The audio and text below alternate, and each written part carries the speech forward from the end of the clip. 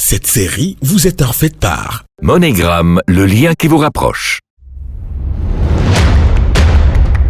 Bonjour, je suis le miroir et j'ai une question pour vous.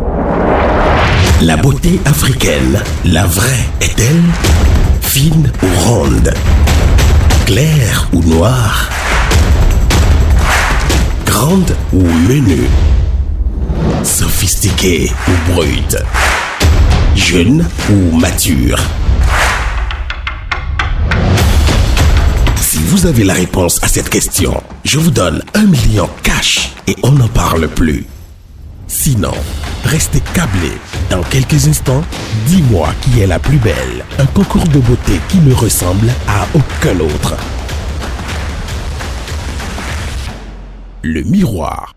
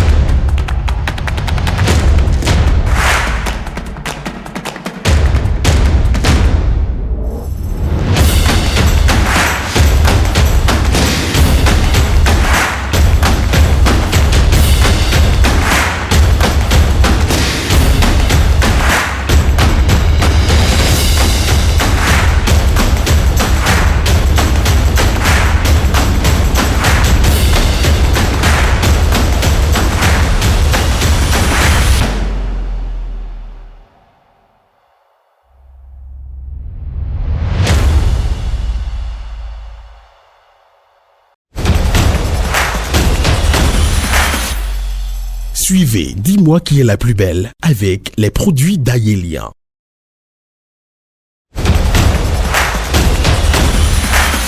Suivez Dis-moi qui est la plus belle avec Le Matin, quotidien béninois d'information et d'analyse. Demeurez toujours belle avec Passion Beauté, esthéticienne et maquilleuse officielle des candidates pour la finale Dis-moi qui est la plus belle. Suivez Dis-moi qui est la plus belle avec Matin Libre, quotidien béninois d'information et d'analyse. 8 extraordinaires Amazon. 8 femmes battantes. 8 beautés africaines, toutes différentes les unes des autres. De quoi troubler les certitudes de n'importe qui. Qui, d'elles toutes, est finalement la plus belle. En tête des préférences, c'est pour le moment Juanita qui a les faveurs du miroir, juste devant Mazidat, Florence, Fredia, Jessica, Ilness, Julia et Mahamoudat. Mais la reine saura-t-elle garder son trône après cette dernière journée? Bien malin, qui saura le dire? Alors, selon vous, qui est la plus belle? Mahamoudat, Julia, Mazidat, Juanita, Florence, Fredia, Ilness ou Jessica? Vous pouvez voter dès à présent pour la candidate de votre choix en allant sur le site qlpbafrique.com. Doublez les chances de votre candidate en envoyant chaque semaine son nom ou son numéro par WhatsApp au 69 27 71 77 du 6 au 20 janvier 2018. Donnez-vous ainsi une chance de gagner un voyage tout frais payé Cotonou-Abidjan-Cotonou offert par Africa Tour et Safari, agence de voyage et de tourisme.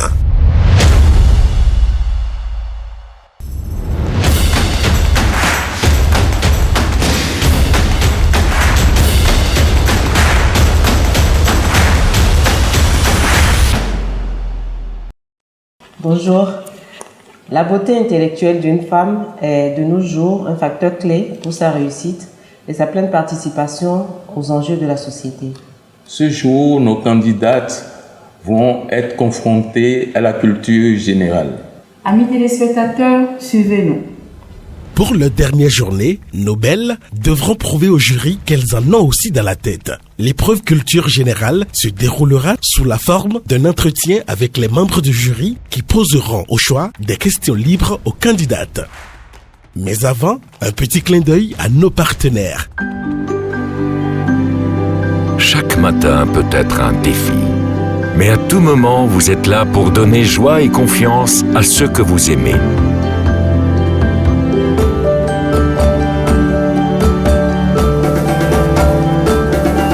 Et quand le jour s'achève et vous vous sentez plus fort, demain sera un jour meilleur.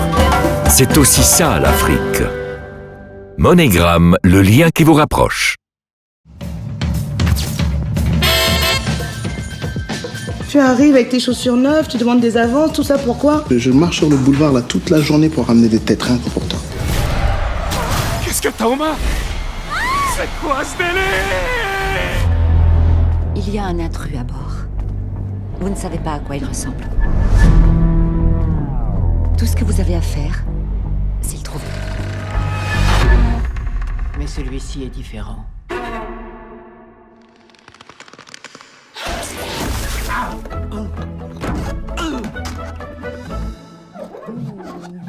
Où est-ce que j'aille?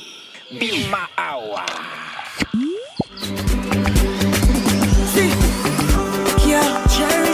On a un vrai truc à faire, alors attache ta ceinture. On va se coucher à pas d'heure. Se fabriquer plein de souvenirs qui nous feront rire jusqu'à la fin de notre vie. Arrêtez de parler à mon mari comme si je n'étais pas là. Anna. Vous pouvez m'appeler Madame Gray.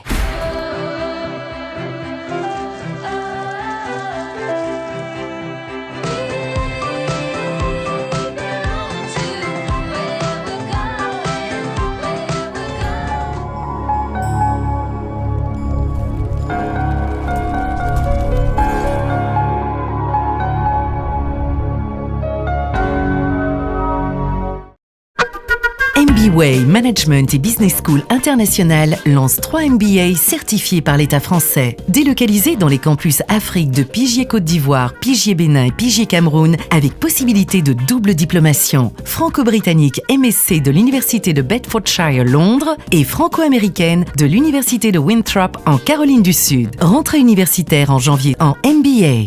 MBWay, la business school la plus proche pour aller loin. www.mbway.com.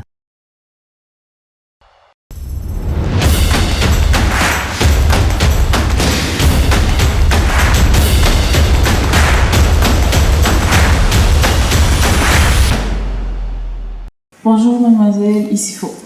Bonjour madame. Déjà je veux te dire de te mettre à l'aise, pas de stress, d'accord? Oui. Tu réponds calmement. J'ai juste envie de te demander, selon toi, est-ce que la femme, le moment, toi, la génération d'aujourd'hui de femmes, est-ce que nous pouvons contribuer au développement de l'Afrique? Oui, je pense que oui. Je pense qu'on peut contribuer au développement de l'Afrique. Déjà en travaillant et en étant indépendante. En travaillant et en étant indépendante. C'est vrai que l'un vient avec l'autre. L'indépendance vient en travaillant. Donc, selon toi, l'indépendance des femmes peut assurer le développement de l'Afrique? Je pense. Parce que déjà, si tu travailles et que tu n'attends personne, ça te permet d'évoluer. Donc, je pense qu'en travaillant, je peux évoluer sans attendre qui que ce soit. Merci. Je vous en prie. Comment se déroule le mariage traditionnel dans votre région? Le mariage traditionnel, chez moi, déjà, il faut la présentation des parents et ensuite, le mari, la belle famille. Le mari présente le cola, plus une somme de sa capacité. Et après, de l'argent pour fournir les effets pour la dot. Et la veille du mariage, ils font l'enterrement de vie de jeune fille, au cours duquel toute la famille est présente. Les gens du quartier se rassemblent et on met du lali au bras de la femme, à son pied. Il y a des cris et des incantations qu'ils font. Le lendemain, la famille du mari, du mari se rend à la mosquée et c'est là qu'ils font leur union. Et ensuite, le soir, après la fête, on ramène la mariée chez son mari. Vous êtes de quelle région? Je suis d'Aléjo, je suis du Nord. Du Nord. Oui. Mais la famille de la mariée ne va pas à la mosquée? Ça dépend. Oui. Mais en priorité, c'est la famille du marié. Du marié. Candidate numéro 1. Bonjour. Bonjour, monsieur. Dites-moi, le développement des réseaux sociaux, est-ce une bonne ou une mauvaise chose? Selon moi, c'est une bonne chose. Parce que déjà, grâce aux réseaux sociaux, on apprend beaucoup. Des choses qu'on ne connaît pas. Tu peux être enfermé dans ta chambre. Si tu as envie de savoir quelque chose, il suffit seulement que tu prennes ton téléphone ou ton ordinateur et tu cherches et tu trouves. Bien vrai que notre génération d'aujourd'hui, c'est la tête baissée et on trouve qu'on exagère, mais moi, je trouve qu'on apprend beaucoup grâce à ça. Et je suis pour. Merci. Je vous en prie. Bonne chance pour la suite. Merci à vous. Pour la candidate numéro 1, Mahamoudat Issifou, je donne la note de 15 sur 20. Pour Mahamoudat Issifou, je donne 14 sur 20. Pour la candidate numéro 1, je donne 16 sur 20. Julia Oussou. Qu'est-ce que vous pensez du développement des réseaux sociaux? Est-ce que c'est une bonne ou une mauvaise chose? Ok, merci. Je dirais oui et non. Oui, pourquoi? Ça permet aux gens de s'informer, de rester en contact, de savoir ce qui se passe dans le monde, d'être informés en temps et en heure de l'évolution des différentes situations, etc. Je dirais non, parce que les réseaux sociaux gâtent beaucoup de choses. Ça détruit les foyers, entraîne la débauche sexuelle, la prostitution, beaucoup de choses néfastes pour l'avenir des jeunes ainsi que celle des familles. Qu'est-ce que vous pensez qu'on pourrait faire pour éviter que ça ne détruise trop la génération, les familles, les jeunes? Moi, je pense qu'on aura beau faire des conférences, des meetings, mais je pense qu'il y aura toujours un petit mais dans cette situation. Je pense qu'il faut qu'on prenne le bon côté des choses, qu'on essaie nous-mêmes, jeunes, parents, enfants, d'utiliser cet outil dans le bon sens et d'arrêter de faire certains trucs qui ne sont pas trop bons plutôt, mais de prendre le bon côté de la chose au fait. Mais je ne pense pas qu'on puisse abolir totalement. Non, je ne parlais pas d'abolition, je demandais votre idée de solution pour pouvoir éviter que ça détruise. Bon, je pense qu'il faut juste prendre conscience, qu'on prenne conscience de ça, du bon côté de l'utilisation, du bon côté de son utilisation. C'est vrai qu'il faut prendre conscience et utiliser les réseaux sociaux convenablement. Mais je trouve que les parents doivent vraiment prendre leurs responsabilités. L'éducation. Éduquer les petites filles ou garçons de la pertinence de l'utilisation des réseaux. Ne pas l'utiliser, comme tu le dis, sur le mauvais côté. Moi, ma question, je ne sais pas de quelle région tu es.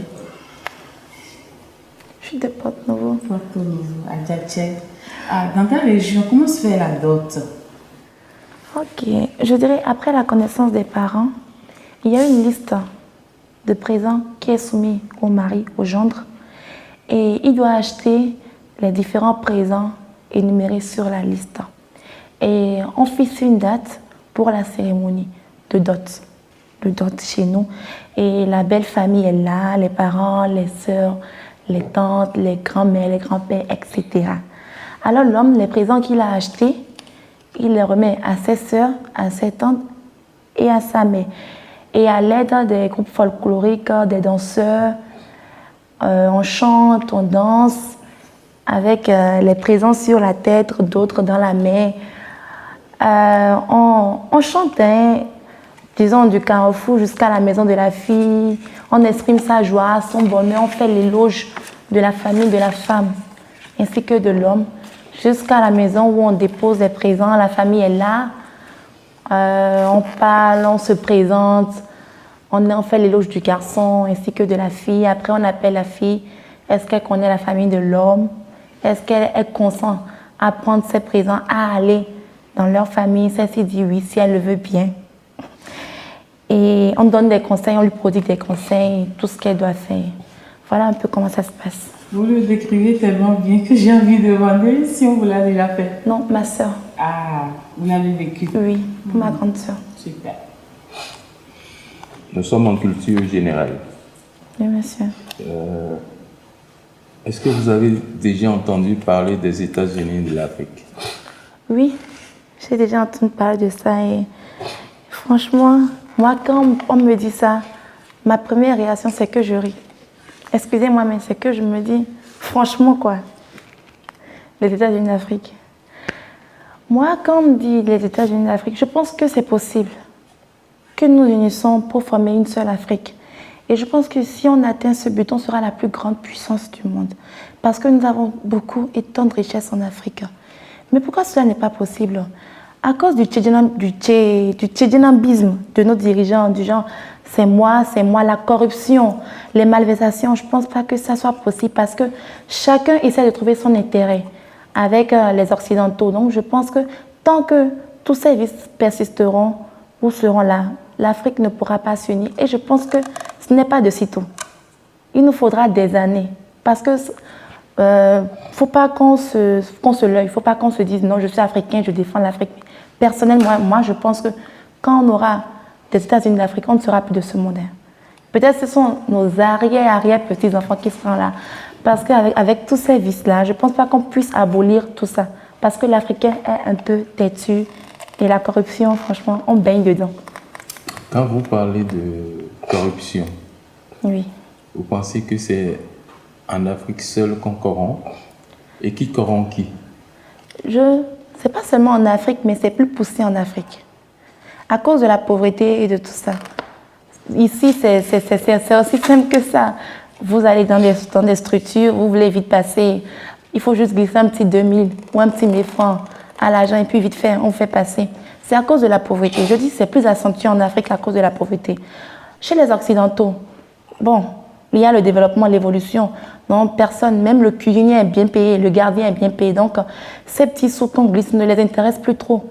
Mais en Afrique, à cause de la pauvreté, même 500 francs, vous donnez 500 francs à quelqu'un, il est aux anges. Donc, je pense qu'en Afrique, là, il nous reste beaucoup. Et vous êtes déjà arrivé dans un service de corrompre quelqu'un? Excusez-moi, mais je vais répondre franchement. Oui. Bien sûr que oui. Donc ça veut dire que vous multipliez le phénomène? Non, monsieur, pas du tout. Je vais être honnête. Non, il faut être honnête, oui. Je suis honnête parce que j'étais au campus, je l'ai fait. Parce qu'on devait s'inscrire pour retirer nos cartes. Donc je suis venue vers 8h, il y avait du monde, j'étais avec mon frère. Donc franchement, je ne voulais pas patienter vu le monde qu'il y avait. Donc il y avait des messieurs, ils ont dit, vous voulez vite passer? On a dit, oui, ok, donnez 2000. Et quand on a donné les 2000 là, automatiquement on est passé au premier rang. Et tout le monde s'est donné à... Mais quand est-ce que ces gens-là, ils sont venus? Et on essayait de garder notre calme. Genre, monsieur, c'est pas que... Mais franchement, l'Afrique, c'est comme ça. Non, je parle de vous là, je ne parle plus de monsieur, moi, je ne suis pas comme ça, mais vu la situation du jour, il fallait que je paye, sinon j'allais rester au soleil. Alors, c'est pas pour allonger encore, hein. Tu sembles être pessimiste, mais c'est juste des tout petits exemples comme celui dont tu nous as décrit là. C'est vrai que c'est pas grand chose, mais à force de répéter ça, toi tu le fais, je le fais, elle le fait, tout le temps on le fait, ça ne cessera jamais. Mais toi seul par exemple, tu te décides, tu dis moi, c'est pas facile hein. Tu sais pas, la bonne semence, tu commences par contaminer ton alentour petit à petit. On peut renverser les choses. Vous avez parfaitement raison. Mais je pense que la première des choses qu'on doit faire d'abord dans ce pays, c'est vaincre la pauvreté. Parce que je pense que si le Béninois est rassasié, si le Béninois n'a plus de soucis d'argent, je pense que la corruption ou corrompre quelqu'un sera plus facile. Il faut d'abord vaincre la pauvreté avant de parler de corruption ou de pouvoir l'abolir. Si on tue ça ou bien on supprime ça, je pense que ça ira vraiment mieux en Afrique. En fait, c'est la même chose. C'est un cercle vicieux, l'un appelle l'autre. De beaucoup de vices, au fait. Non, c'est-à-dire la corruption entraîne la pauvreté. Et vous dites qu'il y a corruption non, parce qu'il y a la pauvreté entraîne la corruption. Non. La pauvreté favorise la corruption, c'est ce qu'elle dit. Parce qu'on est pauvre, on a tendance à se laisser corrompre. Voilà. Maintenant, si cette pauvreté n'existe plus, ça va freiner la corruption. On dit la même chose. On ne va plus espérer. Pourquoi la pauvreté continue? Parce qu'on continue de corrompre. Si les montants, je ne sais pas, l'argent dans nos trésors sont destinés à la population réelle, je crois qu'il n'y aurait plus de pauvreté. C'est parce qu'on corrompt l'argent, c'est pas les montants ou les chiffres faramineux qu'on entend ne vont pas vers les vrais destinataires. Je sais pas si tu comprends. Si, je comprends parfaitement. C'est un cercle vicieux. L'éradication de la pauvreté va réduire les risques de corruption. Maintenant, est-ce que l'Afrique est prête pour réduire la pauvreté? C'est nous aujourd'hui. Est-ce que l'Afrique est libre pour c'est sur ce sujet, abolir la pauvreté? Vous avez raison, mais je pense d'abord que les Africains doivent dire non aux Européens. Comme bien dit parmi les Africains doivent dire non aux Européens? La population, le peuple ou bien les dirigeants? Les dirigeants. Mais je pense qu'il faut que ça commence d'abord par les dirigeants parce qu'ils sont plus écoutés, ils sont plus en contact avec les Occidentaux. Mais avec la corruption et tout ça, je ne pense pas que ça doit se faire de sitôt. Mais avec les révoltes... Mais quand vous parlez de corruption dans ce cas précis, ça touche qui? Les dirigeants ou les peuples? Les dirigeants, bien sûr. Parce que chacun poursuit son intérêt, parce que les Européens leur disent « taisez-vous sur telle chose ». Ils se taisent. Après, eux, ils ont... de l'argent en retour, bien des petits cadeaux, des petits présents en retour des vacances. Je ne sais pas trop, mais ça commence d'abord par nos dirigeants. Merci, mademoiselle Julia, vous étiez au point, franchement. Chapeau. Merci beaucoup. Merci. Pour la candidate numéro 2, mademoiselle Julia Oussou, je donne l'anneau de 18 sur 20 parce que je trouve qu'elle s'est vraiment bien défendue sur toutes les 3 questions que nous lui avons posées. Sur les réseaux sociaux, la dot et le développement, elle a été au point. Pour la candidate numéro 2, je donne 17 sur 20. Julia Oussou, je donne 17 sur 20. Bonsoir. Bonsoir, monsieur. Candidate numéro 3. Que pensez-vous du développement des réseaux sociaux? Merci pour la question. Je vais déjà dire que les réseaux sociaux, c'est de la technologie. Et aujourd'hui, le monde entier est axé ou évolue avec la technologie. Donc le développement de la technologie ne peut être que la bienvenue. Seulement que l'excès en toute chose nuit. Il faut savoir utiliser les réseaux sociaux. Il faut savoir à quelle heure il faut se connecter sur tel réseau social ou tel autre réseau social. Il faut savoir à quelle heure je dois me connecter ou me déconnecter. Il faut que je sache également comment est-ce que je peux utiliser les réseaux sociaux pour faire marcher mes affaires, pour faire développer mon business. Donc voilà, à cette question, on ne peut pas forcément répondre par un oui ou un non, mais il faut savoir que c'est de la technologie et l'avancée de la technologie ne peut être qu'une bonne chose, seulement que en toute chose, il faut un planning, il faut une stratégie pour pouvoir bénéficier de la chose. Vous êtes connecté à WhatsApp? Oui. Et vous vous connectez à quelle heure? Je fais un peu de la communication et je fais de la communication ciblée. Je suis souvent connectée les matins où je fais des publications. Excusez-moi, je ne vous coupe pas. Vous dites que vous êtes souvent connecté le matin. Quand on dit matin à quelqu'un, ça peut être relatif. Oui. Donc le matin, de quelle heure à quelle heure? À partir de 8 heures.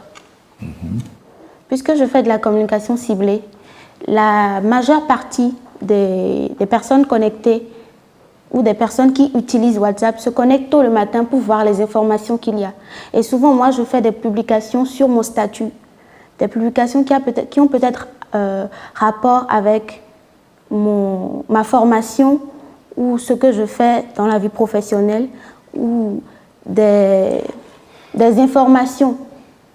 Et cela me permet cela me permet d'avoir des retours par rapport à la publication, d'avoir également des informations qui pourraient m'être, utiles par rapport à ce que je fais. Donc, c'est ça. Merci. Pour vous, les réseaux sociaux, il n'y a que du bon? Non, justement. Non. On n'a pas trop senti le côté négatif des réseaux sociaux? D'accord, je n'ai peut-être pas vraiment, je ne me suis pas appuyé le côté négatif. C'est ce dont je parlais tout à l'heure. Il ne faut pas entrer dans la dépendance. C'est pour cela que je dis qu'il faut savoir utiliser les réseaux sociaux. Sur les réseaux sociaux, nous avons tout. Puisque c'est de la technologie, ce n'est pas fermé, c'est ouvert. Nous avons tout. Donc il faut avoir une cible, il faut avoir une stratégie, il faut avoir un planning. Et c'est suivant cela qu'il faut savoir sur quel réseau social je dois aller pour avoir telle information. Et c'est en fonction de ce que je veux réellement. Donc c'est ça. Alors, on va laisser tomber les réseaux sociaux réellement. J'ai envie de te demander, est-ce que selon toi, notre Afrique a une chance d'être développée par nos femmes? Je pense que ça, c'est une très belle question. Je vais d'abord commencer par faire l'état des lieux en Afrique. Les femmes africaines en général, ou en majeure partie, ont un manque de confiance en elles. Analphabètes ou pas analphabètes, nous avons toutes une potentialité.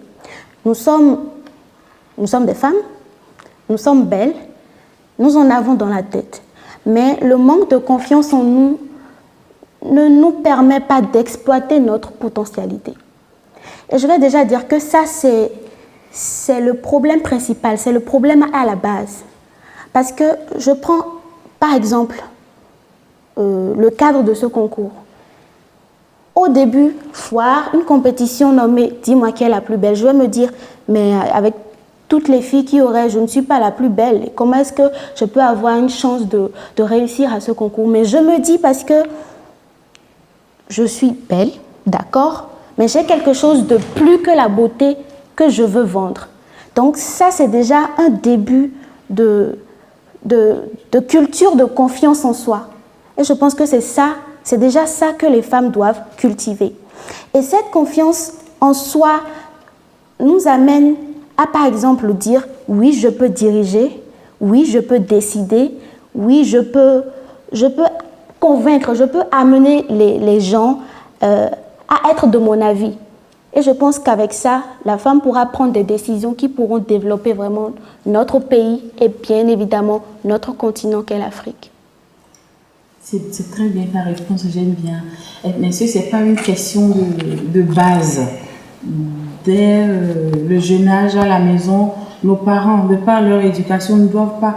Est-ce qu'on ne peut pas motiver nos enfants, surtout filles, dire oui, vous avez de la potentialité, vous avez quelque chose, vous pouvez aller. Je crois, quand on faut cette base-là, même grande, c'est pas évident qu'on prenne réellement, qu'on ait confiance en nous-mêmes, qu'on se dise que nous sommes capables. Donc moi, je pense que c'est une question d'éducation. Et nos traditions aussi, je ne les rejette pas complètement. Alors là, pas du tout.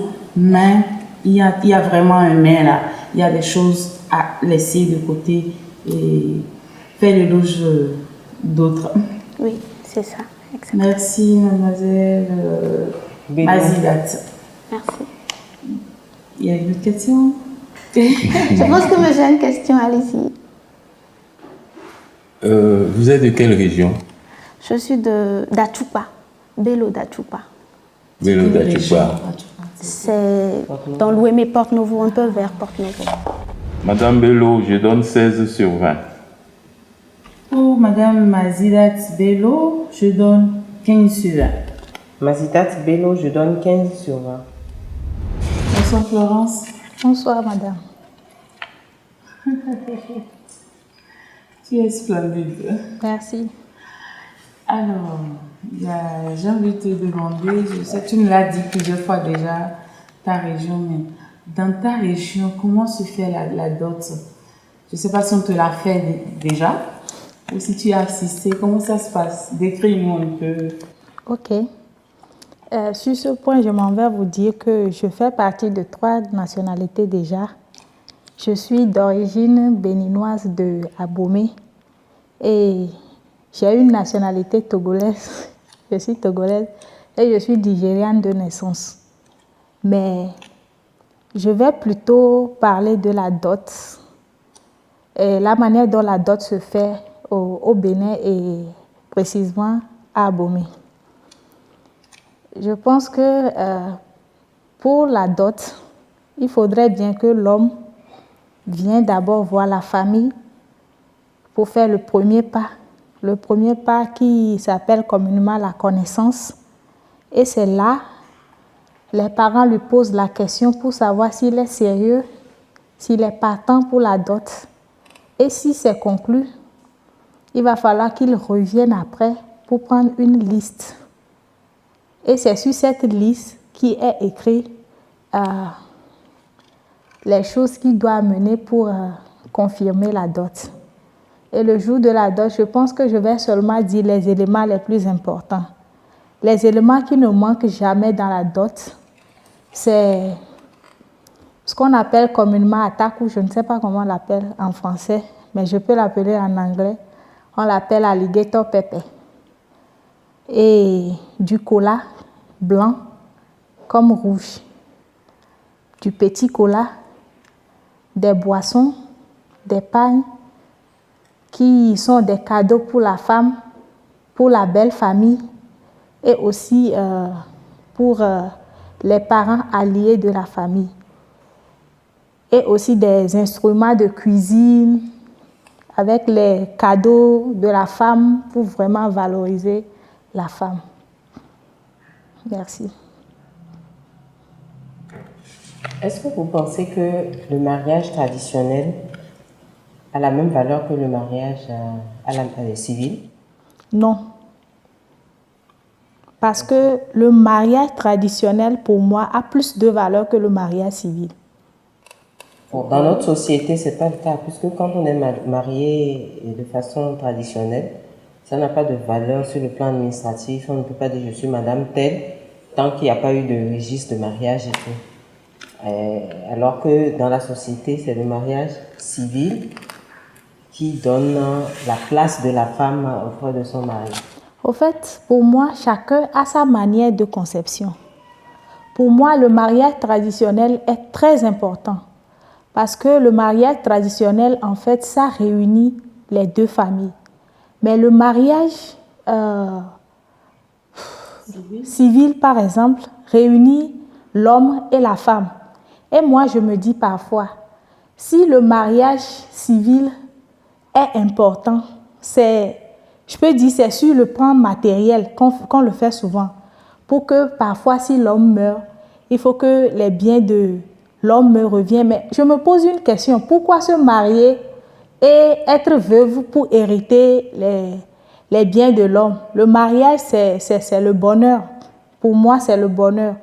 Donc, le mieux, c'est de se marier, vivre le bonheur absolu et après laisser les biens aux petits-enfants. Donc, pour moi, le mariage traditionnel est très important, plus que le mariage civil. Est-ce qu'il faudrait officialiser ou légaliser le mariage traditionnel? Je pense que déjà, sans le mariage traditionnel, le mariage civil ne peut pas se faire. Voilà que la société ne dit pas ça. Donc vous, qu'est-ce qu'il faut faire pour que le mariage traditionnel ait une vraie valeur dans la société?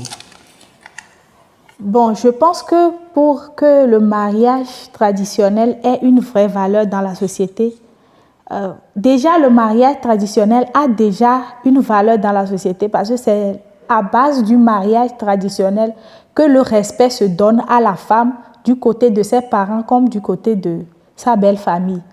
Donc, on doit vraiment prendre compte du mariage traditionnel et bien le faire.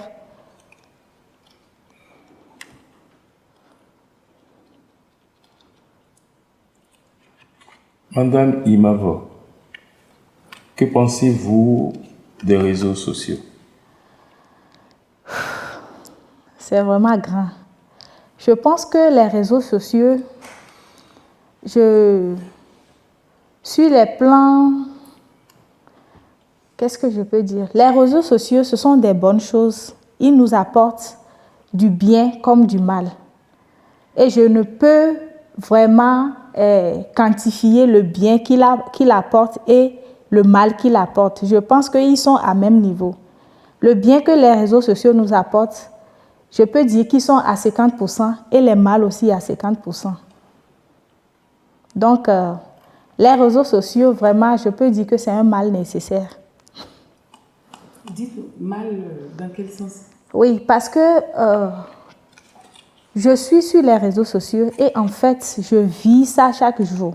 Les réseaux sociaux, tu peux toutefois apprendre des réseaux sociaux. Par exemple, si tu rates un cours en classe, tu peux faire les recherches sur les réseaux sociaux et avoir le cours. Comme ça, tu seras informé ou bien tu seras à la hauteur de ceux qui ont suivi le cours. Il y a plein de trucs, plein d'informations que tu peux apprendre sur les réseaux sociaux. Il y a des docteurs qui font des cours en ligne. Il y a plein de choses, de bonnes choses que tu peux apprendre sur les réseaux sociaux. Sans oublier aussi les mal qui sont là-bas. Par exemple, les enfants sont sur les réseaux sociaux et parfois certains hommes se permettent d'aller jusqu'à envoyer des messages à ces enfants-là, de leur montrer leur nudité. Il y a certains même qui envoient leurs photos de leur nudité. Il y a certains même qui prennent des photos des gens pour les arnaquer. Il y a des escrocs sur les réseaux sociaux. Il y a tout sur les réseaux sociaux. Quand vous parlez des hommes, vous parlez des hommes en général ou des hommes garçons? Des hommes en général, parce que les femmes aussi le font. Qu'on va corriger quelque chose. Internet en général ou réseaux sociaux? Elle n'est pas la seule, même la candidate précédente a fait la même confusion. Quand on dit réseaux sociaux, à mon entendement, c'est Facebook, c'est Twitter, c'est WhatsApp, c'est... je ne sais pas. Par contre... Pour toi, la sage, là, ça s'arrête là. Non, il y en a plein, la liste, elle est longue. Oui. Mais par contre, pour faire des recherches, je ne pense pas... Est-ce que ça se fait sur les réseaux sociaux? Je ne crois pas. Bref, c'est... Oui, je pense que les recherches aussi se font sur les réseaux sociaux. Ah bon? Oui, il y a beaucoup d'informations qui passent par les réseaux sociaux. Absolument, d'accord. Qui ne sont pas forcément vraies, mais qui passent par les réseaux sociaux. Oui. Ok. Merci. Merci mademoiselle. Ne vous en faites pas, vous ne serez pas pénalisé pour ce côté-là. On va clarifier ça entre nous. Entre nous tout à l'heure. Merci beaucoup. Et bonne chance pour la suite. Merci. Florence Nimavo, je donne 16. Pour la candidate numéro 4, je donne 18. Pour Florence Nimavo, candidate numéro 4, je donne 16 sur 20. Vous êtes de quelle région? Je suis de Porto-Novo. Vous êtes de Porto-Novo? Oui. Avec une maman Mina? Oui, maman est togolaise. D'accord, ok. Comment se déroule le mariage traditionnel chez vous? D'accord. D'abord, le mariage traditionnel est un rite. C'est une étape dans le processus du mariage entre un homme et une femme, au cours de laquelle il y a des présents qui sont donnés à la famille de la belle-fille. En effet, chez moi, à Porto-Novo, pour pouvoir recevoir la dot, le mari n'est pas présent lors de la cérémonie. La femme se prépare à recevoir des présents du dit mari. Les représentants de ce dernier apportent des présents. Cela peut être des colas, des bouteilles de whisky, des pailles et autres. Excusez-moi. Oui. Cela peut être. Oui. Ou cela doit être. Normalement, d'abord, peu importe ce que le mari aura donné, ce qui est surtout important dans le dit présent, il faudrait nécessairement la présence déjà des colas et des différentes bouteilles de whisky, comme le gin. Et c'est après cela qu'il y a d'autres présences. Ça dépend de ce que le mari veut apporter à la belle famille. Cela peut suivre des pailles, comme je disais tout à l'heure, des pailles. On peut apporter des casseroles, des marmites, on peut apporter des bijoux. Donc cela varie en fonction de ce que le marié veut vraiment apporter à la belle famille. Donc je disais que cela se passe souvent dans la soirée, je dirais souvent aux alentours de 17h, parce que lorsqu'on parle en matière de préparatifs, la mariée doit se maquiller, la mariée doit s'apprêter, la tenue qu'elle doit porter. Souvent chez moi, Porto, elle s'habille en lessie. Elle peut porter atchoké, accompagné des escarpins et tout. Donc, lorsque le moment est arrivé, il y a la fille, je dirais la belle-fille, ne vient pas encore au cours de la cérémonie. Il y a la présence des représentants de la mariée qui sont assis, du moins.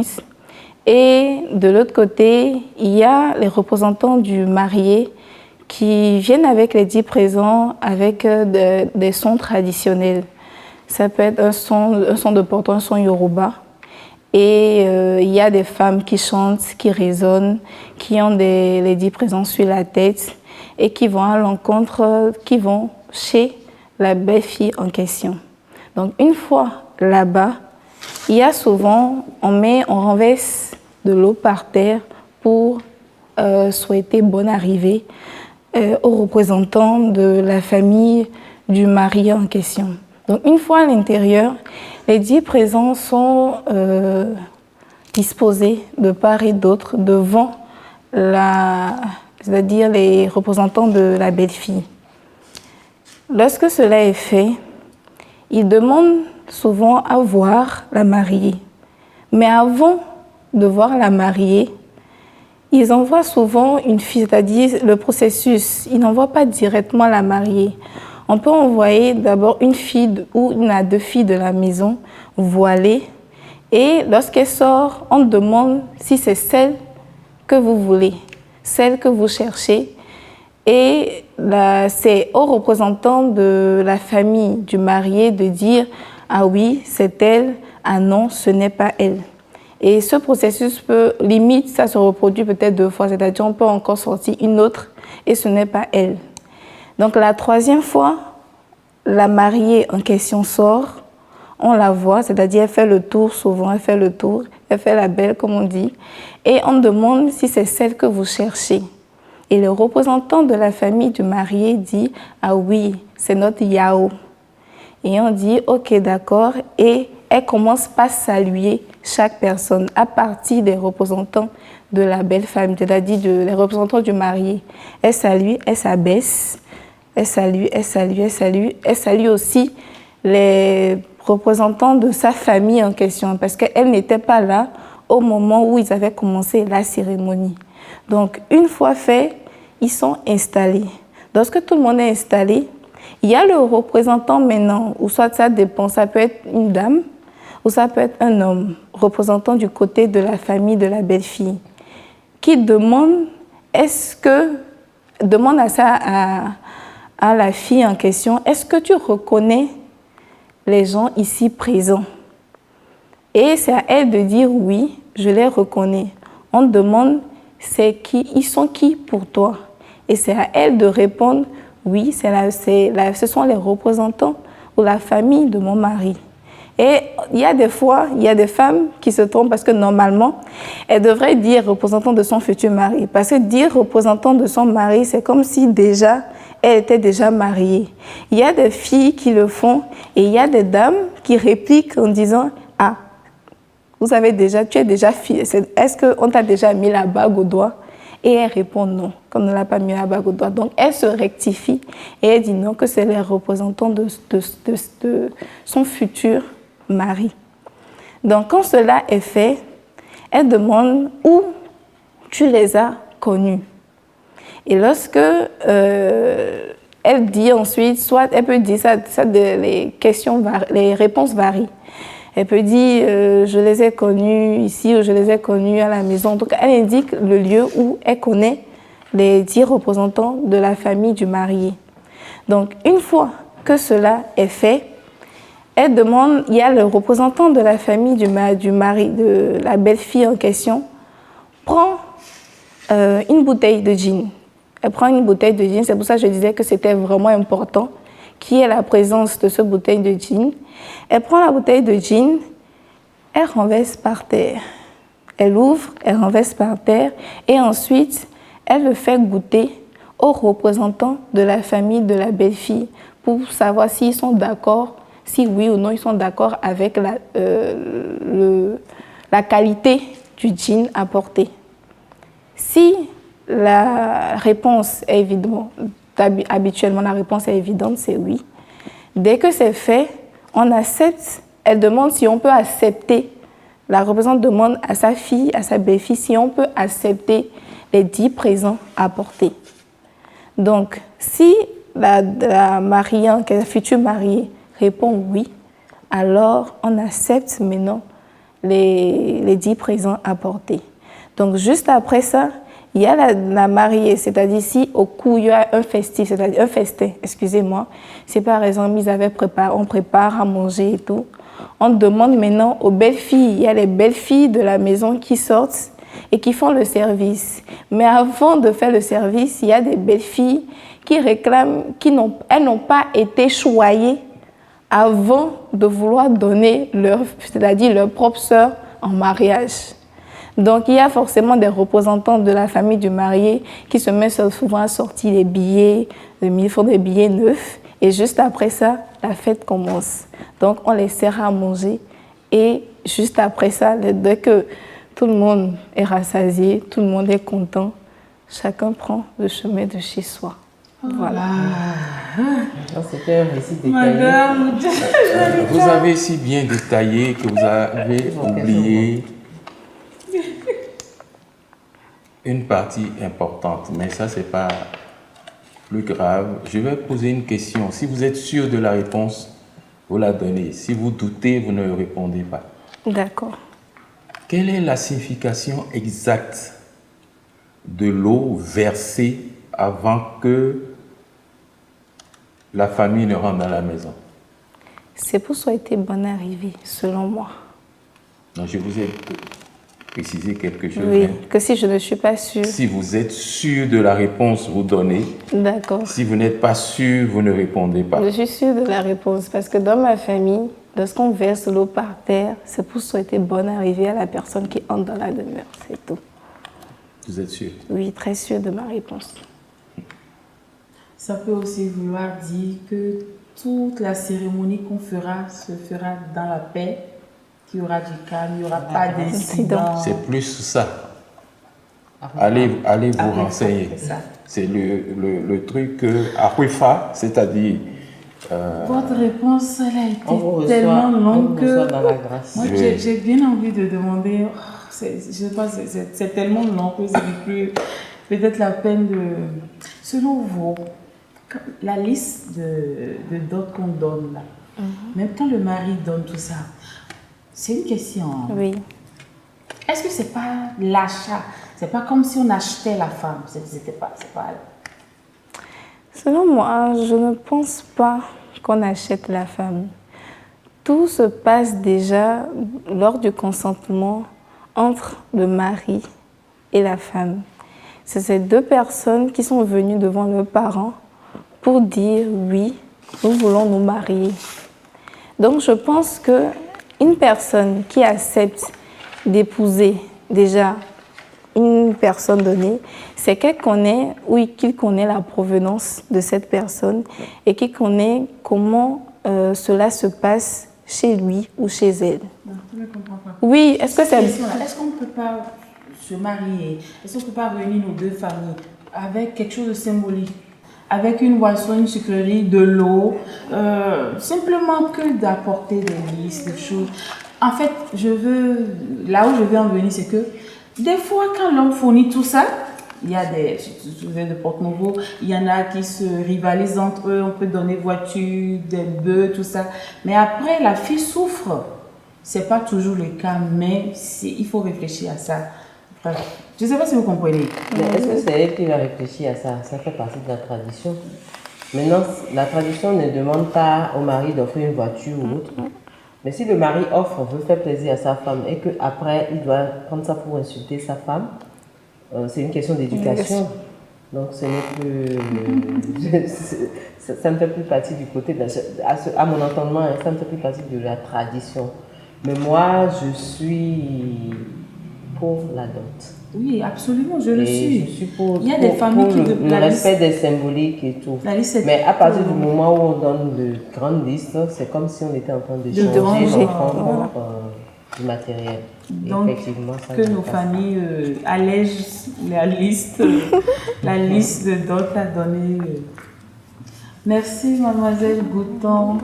Je vous en prie. On a aimé ton aisance à nous décrire. En détail. On a le moindre détail.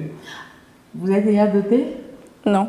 Pas encore. Vous l'avez tellement vécu. C'est pour ça qu'elle a sauté la partie où, justement, qui est une partie importante, quand on demande à la fille si elle accepte la dot.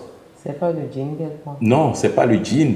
Parce qu'en fait, ce qu'elle prend, c'est-à-dire qu'il ne faut pas... On n'ouvre pas de bouteille avant que la femme ne choisisse symboliquement une bouteille. C'est généralement du bonnet, ou c'est le bonnet qui est à Cédécon, ou le Beaufort, des trucs comme ça. Et c'est ce qu'elle choisit qu'on ouvre.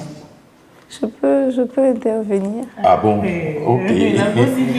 Non, c'est juste pour dire, c'est juste une précision. Souvent, lorsque la liste, chez moi, dès que la liste est demandée, il y a souvent des précisions pour les bouteilles d'alcool, c'est-à-dire les bouteilles d'alcool qu'il faut mettre forcément dans la liste. Et on dit déjà à la mariée que lorsque elle voudra choisir la bouteille, qu'elle aille choisir la bouteille, c'est-à-dire la maman lui dit déjà la bouteille qu'elle doit choisir.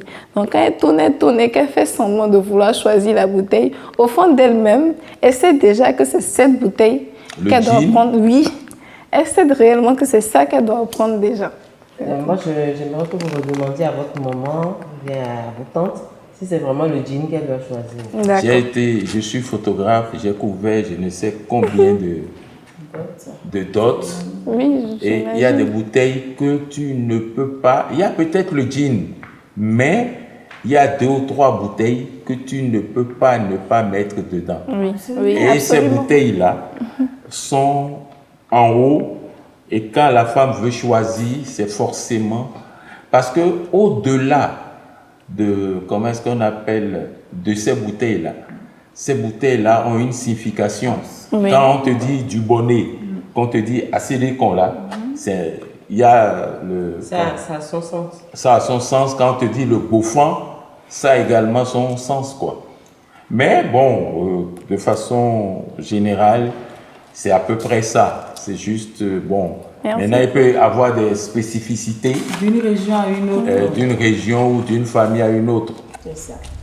Pour la candidate numéro 5, Joanita Gouton, je donne 17. Pour Joanita Gouton, candidate numéro 5, je donne 15. Pour Joanita Gouton, je donne 15 sur 20. Frédia. Selon vous, comment la femme peut-elle contribuer efficacement au développement de l'Afrique? Je pense que la femme peut efficacement contribuer au développement de l'Afrique sur plusieurs formes. Vous savez, la base de toute chose, c'est l'éducation. Et je pense que la femme doit donner une bonne éducation à un enfant qui est appelé à être un homme l'homme de demain, un leader. En Afrique, le nombre de femmes est plus élevé par rapport au nombre d'hommes. Et je pense qu'entre femmes, si nous arrivons à s'entendre, à s'unir, à créer des associations, des ONG, des petites structures, nous pouvons accompagner le projet gouvernemental de nos pays afin de pouvoir réduire les maux qui minent chaque pays. Quand je parle de maux, nous avons la pauvreté, la mortalité infantile, la mortalité maternelle et l'analphabétisation. Et je pense que si nous femmes, nous arrivons effectivement à nous réunir, à travailler main dans la main, nous pouvons, il ne faut pas tout le temps attendre que le gouvernement lance des projets et tout. Nous pouvons entre nous initier des projets et travailler afin que tous ces maux soient réduits. Merci. Par rapport à la parité entre la femme et l'homme à des postes de décision dans les pays africains, est-ce que vous pensez que la femme étant au niveau que vous avez décrit, au niveau associatif, petite entreprise, et tout, vous pensez que la femme à ce niveau pourrait atteindre cette parité que les femmes réclament? Je pense qu'à ce niveau, nous ne sommes pas encore à ce niveau parce qu'il reste beaucoup. On doit beaucoup travailler. Nous, femmes d'abord, nous devons beaucoup travailler. Et quand je parle des structures, entre nous femmes, si nous arrivons déjà à s'entendre, je pense que c'est ce mot, s'entendre. Nous n'arrivons pas à s'entendre. Nous n'arrivons pas à accompagner une femme qui s'est décidée, qui a décidé par exemple de créer une ONG. Nous n'arrivons pas à l'accompagner. Donc, actuellement, la parité, cette parité que nous cherchons, nous ne l'avons pas encore. Fredia, je sais que vous êtes d'un certain niveau. Qu'est-ce que vous pensez de l'utilisation que nous faisons aujourd'hui ou que les jeunes font aujourd'hui des réseaux sociaux? Merci. D'abord, je voudrais dire que les réseaux sociaux sont arrivés pour nous faciliter l'échange des informations, nous faciliter la rencontre et tout. Ça nous amène sur deux aspects, sur un côté négatif et sur un côté positif. Quand je veux parler du côté positif, actuellement, aucune société ne peut faire la communication de son produit sans passer par les réseaux sociaux. Pour toucher sa cible générale, il faut passer par les réseaux sociaux. Ça, c'est le côté positif. Le côté négatif, avec les réseaux sociaux, nous constatons la séparation des mariages, séparation des couples. Nous constatons les réseaux sociaux ont un impact sur l'éducation de la jeunesse. Nous sommes devenus accros des réseaux sociaux. Nous n'arrivons pas à nous concentrer sur nos études. Nous nous laissons emporter par tout ce que nous voyons sur les réseaux sociaux. Et ça va, quoi. Et je voudrais dire que les réseaux sociaux ont deux côtés, le côté positif et le côté négatif, comme toute chose. Voilà, merci. Comment est-ce qu'on peut remédier? Comment est-ce qu'on peut ne prendre que le bon côté? Comment il faut prendre le bon côté? Je pense que nous pouvons nous baser un peu plus sur l'école. Quand je parle de l'école, si nous pouvons installer un petit programme à l'école pour pouvoir parler du civisme, je crois qu'il y avait ça à l'ancien temps. On parle de ancien temps et puis nouveau programme, voilà. Je crois que si on nous ramène ça dans les écoles, on reparle du civisme, de comment se comporter, comment prendre notre avenir en main. Je crois que ça pourrait changer un petit truc.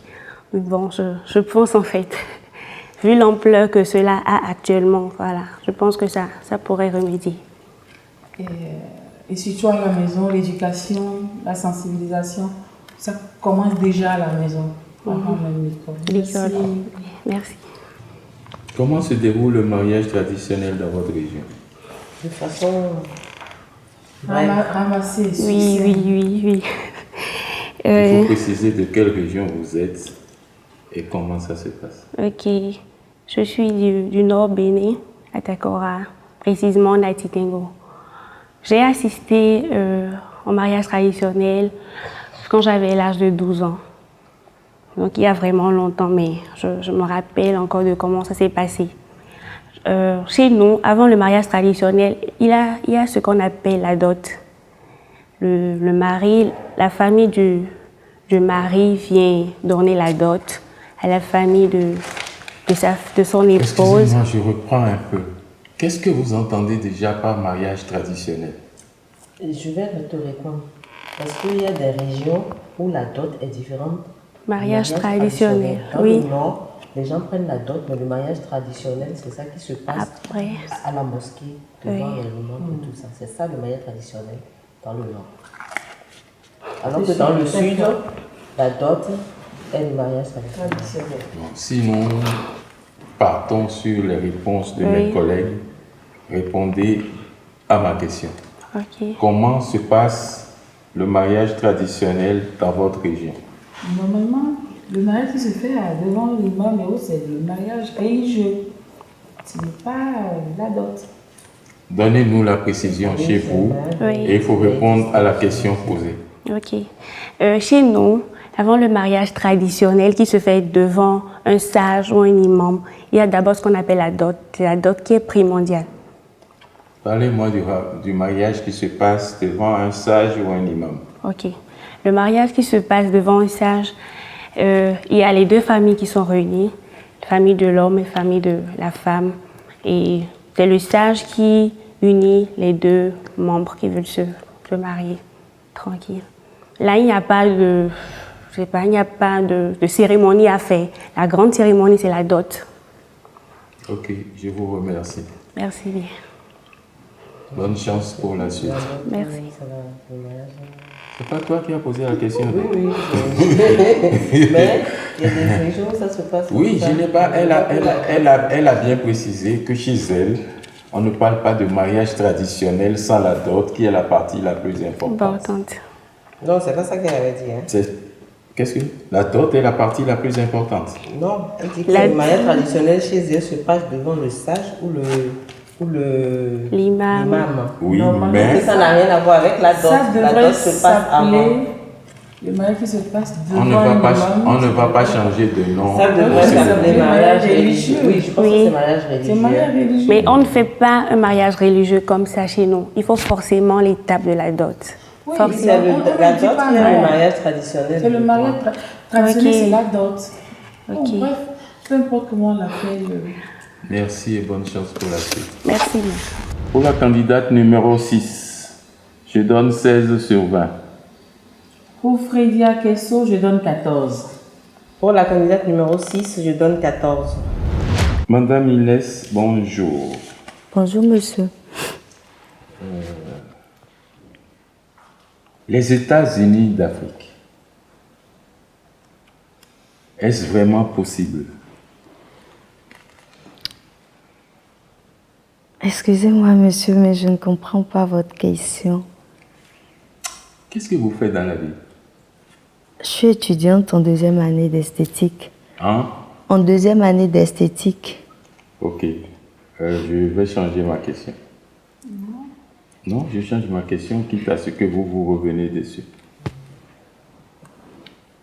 Que pensez-vous du développement des réseaux sociaux? Les réseaux sociaux,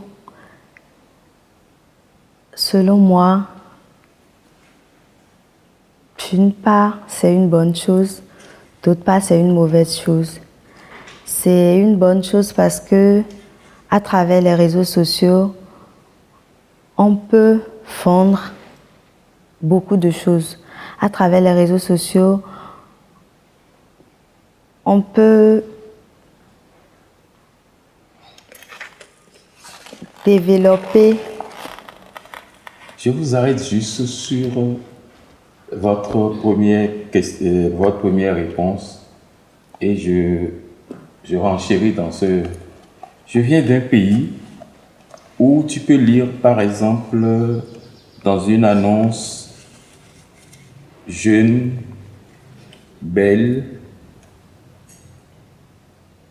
pour massage à domicile après 21 heures. Vous avez entendu ce que j'ai dit? Oui, jeune, belle, pour massage à domicile à 21h. Après 21h. Après 21h. Vous êtes esthéticienne. Vous me dites qu'on peut vendre beaucoup de choses par les réseaux sociaux. Qu'est-ce que vous pensez de cette annonce?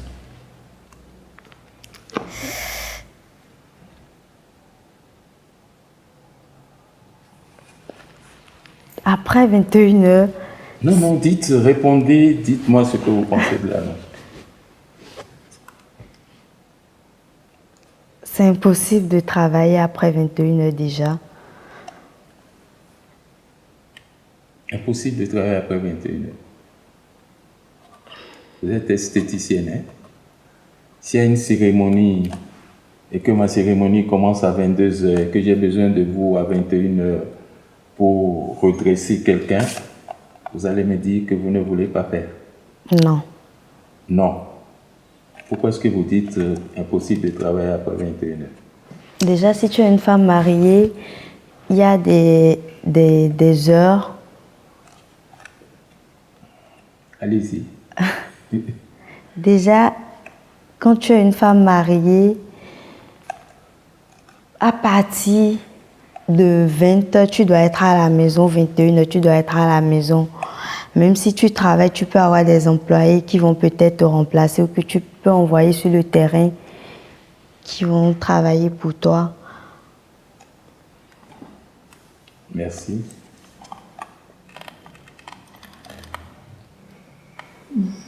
Mademoiselle Inès, j'ai envie de te demander de quelle région, ta région, tu es de quelle région? Grand Popo.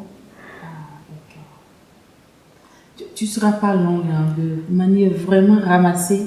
Tu nous décris juste un peu comment une cérémonie de dot se fait à Grand Popo, par exemple.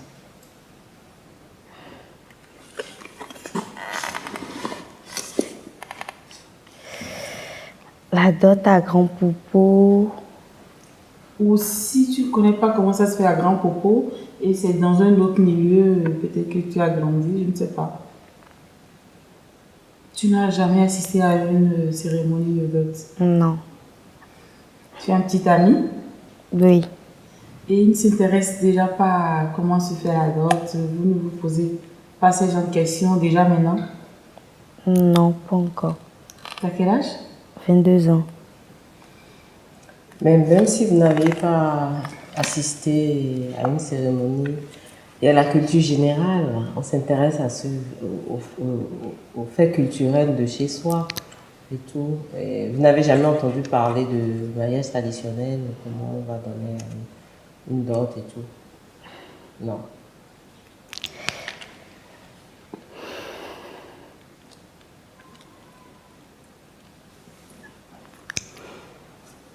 Non, mais à la télé, je vois des mariages traditionnels.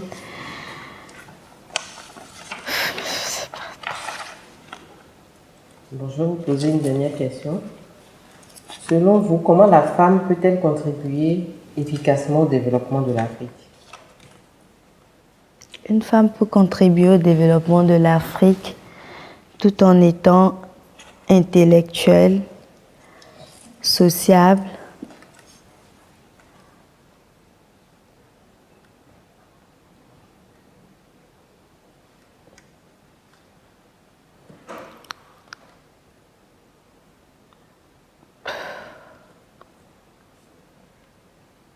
intellectuelle parce que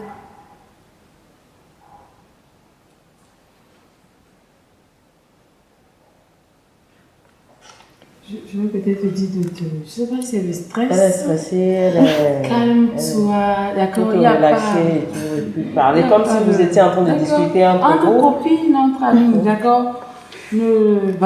Calme-toi, il n'y a pas le feu. Déjà, vous, à votre niveau, ce que vous faites pour développer la société, ça contribue déjà. Donc, donnez des... Il ne faut pas chercher de gros mots, il ne faut pas chercher... Sois relax. D'accord.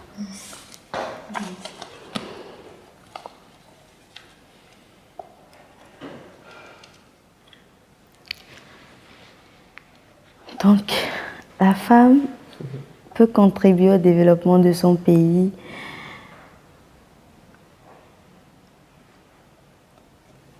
Bon, je vais changer, je vais dire, vous, en tant que femme africaine, qu'est-ce que vous pouvez faire pour contribuer au développement de l'Afrique? À votre niveau, déjà.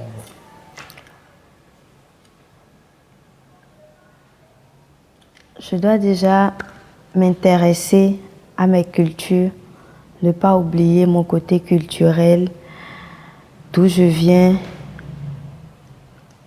apprendre beaucoup de choses pour pouvoir aider ma famille, mes enfants, la société,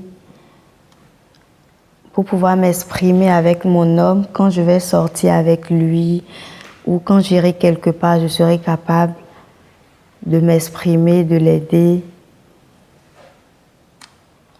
Savoir vivre en société.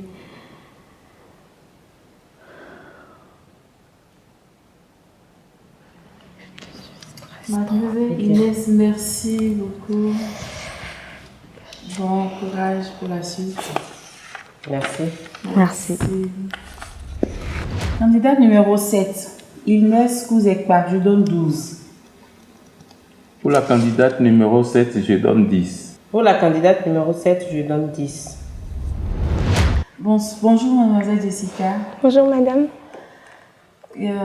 Comme toute africaine, je crois et je pense que tu aspires au développement de l'Afrique. Il ne faut pas qu'on envie toujours les autres continents, il faut qu'on aspire nous-mêmes au développement de notre Afrique. En tant que femme, qu'est-ce que tu peux faire? Qu'est-ce que nous, femmes, nous pouvons faire pour que ce développement puisse être une réalité? D'après moi, pour que la femme africaine contribue au développement de l'Afrique, tout doit commencer d'abord par l'instruction. La femme africaine doit être instruite, elle doit se cultiver, c'est très important. Parce que quand elle est cultivée, elle est plus sereine, elle a plus confiance en elle. Ensuite, la femme africaine doit prendre des initiatives. D'après moi, je crois que c'est vraiment très important. Elle doit prendre des initiatives, elle doit avoir le courage de créer ses propres activités ou de bâtir sa propre entreprise. Aussi, dans son foyer, la femme africaine doit être une source d'inspiration pour son homme. C'est-à-dire que quand l'homme la regarde, il doit être fier de sa femme et il doit avoir envie de se surpasser quand il la regarde pour toujours faire mieux. Et d'après moi, c'est comme ça que la femme africaine, elle peut contribuer au développement de l'Afrique avec tout cela. J'aime bien tes réponses, mais est-ce que tout ça est possible en ignorant nos cultures, nos valeurs? Non, jamais. Parce que dans tout ce qu'elle fait, elle doit valoriser l'Afrique, les produits africains, la culture, les valeurs, les mœurs, tout ça. Merci. Je vous en prie. Jessica, bonjour. Bonjour madame. Vous êtes de quelle région? Je viens de Ouida. Ouida? Oui. Mélange ou bien Ouida pur? Non, mélange. J'ai des origines nigérianes. Je viens du Nigeria, à Abeokuta. Abeokuta. Mais, alors, oui. Alors, je vais vous poser une question sur le mariage traditionnel. Comment ça se passe dans votre région? Vous allez me dire si c'est Ouida que vous choisissez ou si c'est Ouida. Que vous choisissez. Je prends Ouida parce que c'est plus ce truc-là. Alors, le mariage... De façon résumée, quoi. Oui, ok. Le mariage traditionnel chez nous, à Ouidah, on commence d'abord par une petite cérémonie de présentation des familles.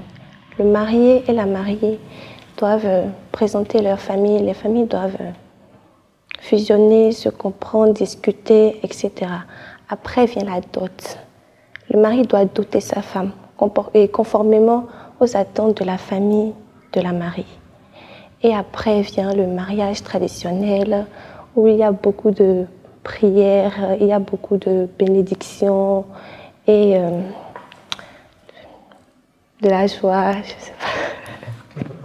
Est-ce que vous pouvez nous décrire un peu comment se passe la cérémonie de dot? La cérémonie de dot. Ok. Pendant la cérémonie de dot, le mari n'est pas présent. Le futur mari, pardon, n'est pas présent. Sa famille est présente, elle est là pour le représenter, pardon. Et je crois que les aînés, ce sont les aînés qui reçoivent, qui s'assiedent, qui reçoivent les présents, qui font les prières, tout ça. C'est tout ce que je peux dire aussi. Et la future mariée, elle n'apparaît pas pendant la cérémonie? Si, elle est présente, bien sûr. Elle est présente, mais elle ne se montre pas trop, elle est très posée. Je veux marquer qu'en général, pourquoi le mari n'est souvent, le futur mari n'est jamais présent aux cérémonies de dot? Vous avez une idée? En fait, c'est pas une colle, pas du tout. Je ne sais pas personnellement. Honnêtement, je n'ai jamais compris. Est-ce que tu sais pourquoi? Moi, je sais que, moi, selon mes propres analyses, je pense que c'est par question de respect. Donc, il ne se déplace pas lui-même pour aller demander la main de sa femme, de sa future femme. Il envoie ses frères et ses tantes ses parents pour venir demander la main. Et c'est après que la future femme ait dit oui, que lui peut se montrer. Et de nos jours, moi j'ai déjà assisté à 2 ou 3 d'autres où le mari vient après que la femme ait dit oui. J'accepte les présents. Et c'est à ce moment le mari vient et les deux sortent ensemble, ils dansent et tout, c'est la joie. Et après, les deux partent ensemble.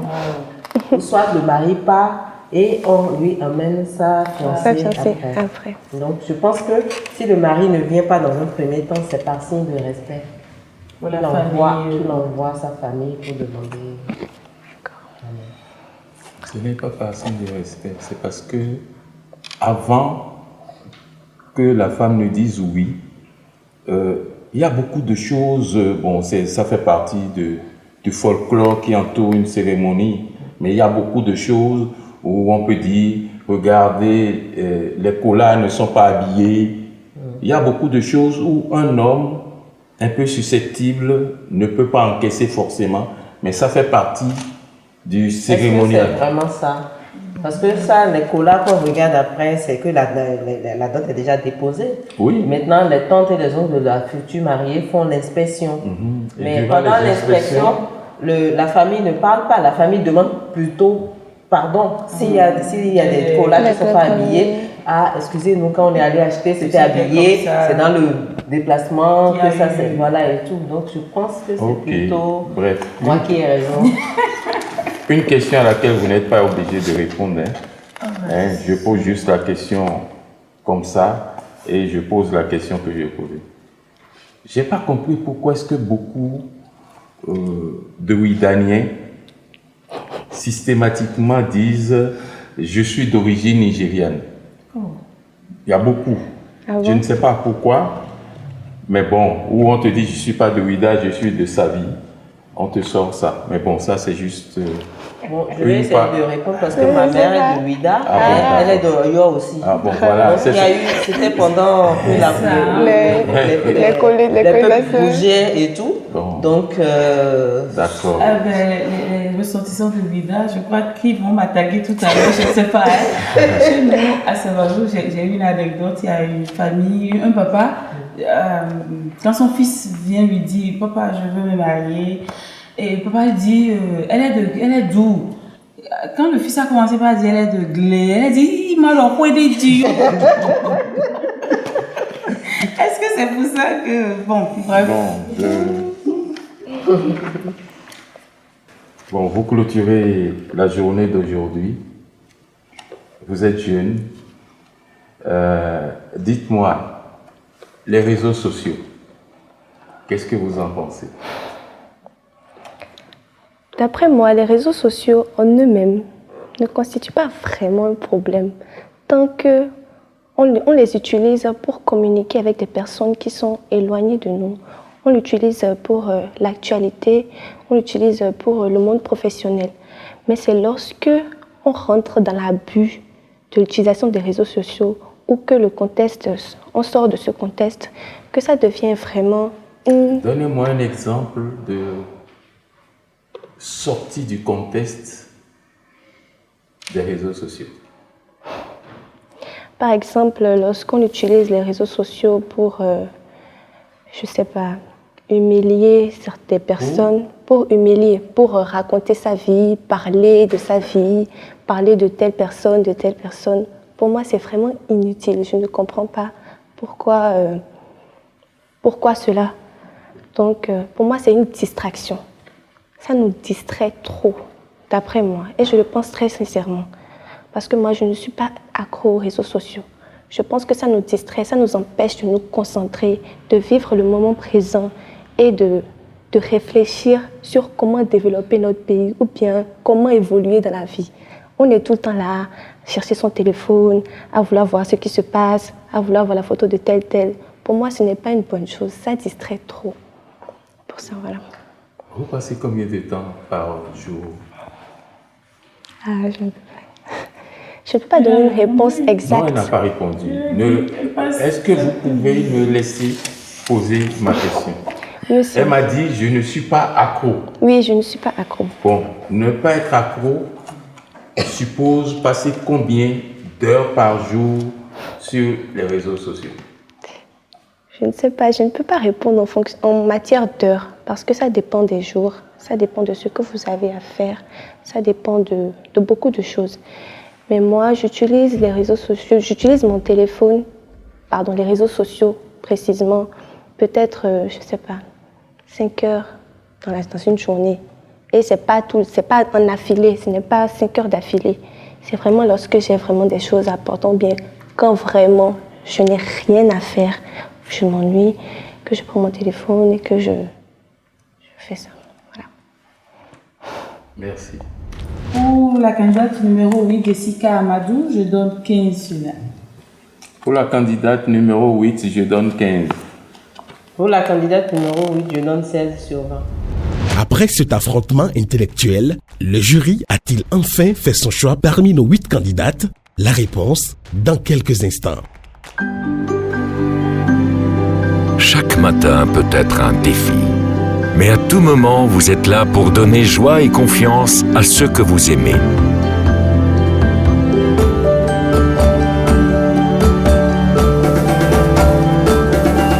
Et quand le jour s'achève et vous vous sentez plus fort, demain sera un jour meilleur.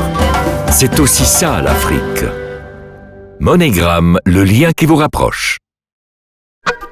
MBWay Management et Business School International lance 3 MBA certifiés par l'État français. Délocalisés dans les campus Afrique de Pigier-Côte d'Ivoire, Pigier-Bénin et Pigier-Cameroun avec possibilité de double diplomation. Franco-britannique MSc de l'Université de Bedfordshire, Londres et franco-américaine de l'Université de Winthrop en Caroline du Sud. Rentrée universitaire en janvier en MBA. MBWay, la business school la plus proche pour aller loin. www.mbway.com.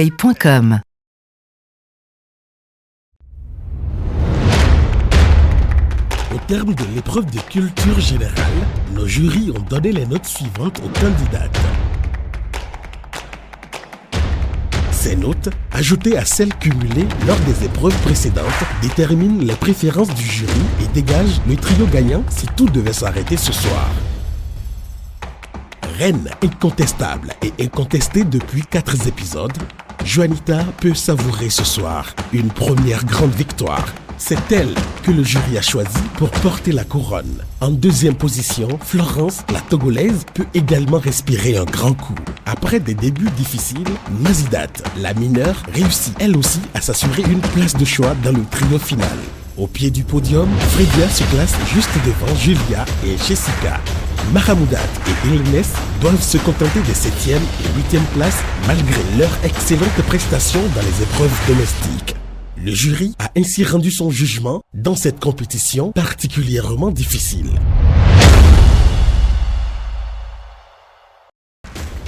Mais tout n'est toujours pas joué. Comptabilisés comme une 8e épreuve, les votes du public viendront confirmer ou infirmer le verdict du jury. Ne ratez donc pas la semaine prochaine la DER, dernier épisode de notre saga à la quête de la femme la plus représentative de la beauté africaine. Alors, selon vous, qui est la plus belle? Mahamoudat, Julia, Mazidat, Joanita, Florence, Fredia, Ilnes ou Jessica? Vous pouvez voter dès à présent pour la candidate de votre choix en allant sur le site qlpbafrique.com. Doublez les chances de votre candidate en envoyant chaque semaine son nom ou son numéro par WhatsApp au 69 27 71 77 du 6 au 20 janvier 2018. Donnez-vous ainsi une chance de gagner un voyage tout frais payé Cotonou-Abidjan-Cotonou offert par Africa Tour et Safari, agence de voyage et de tourisme.